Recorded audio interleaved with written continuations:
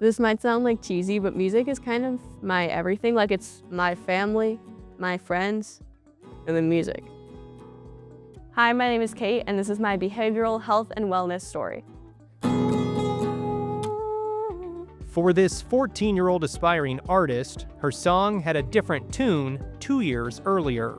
I was having depressive and anxious thoughts every day. I felt like everything was rigged against me by something I couldn't control, and that I was just stuck on the bottom with like everything poking at me and there was no way to get up. We had talked about like, we'll get therapy set up, right? But it wasn't necessarily like a pressing issue, we thought. And then when we got the phone call from school, everything definitely changed. Experiencing suicidal ideation, Kate started in a partial hospitalization program before transferring to Children's Nebraska's behavioral health outpatient services.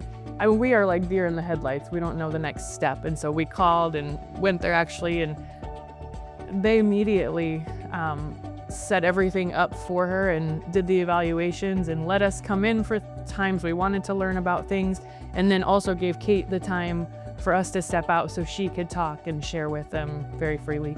Saying, you know, what I'm dealing with or what is happening right now, it doesn't feel good.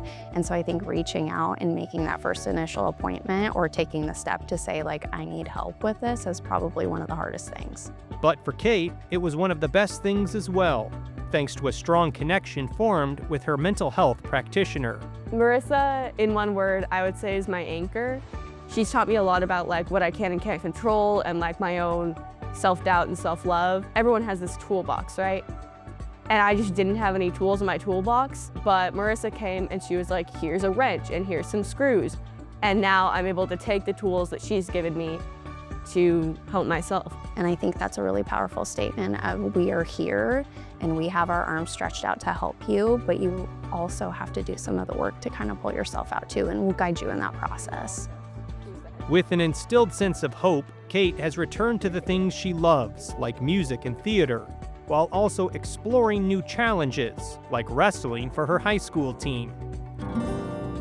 Now an advocate, Kate and her family believe the community's investment into mental health, highlighted by the opening of the Behavioral Health and Wellness Center, will change the future for teens and families navigating similar struggles. I think if I had been in a place that, you know, was colorful and had some sense of normalcy and like wasn't a cramped basement, I think I would have healed more smoothly.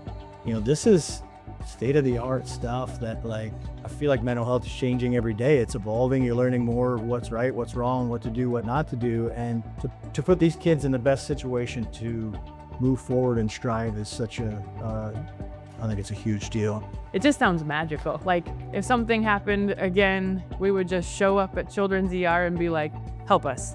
Like we would just know we're in good hands.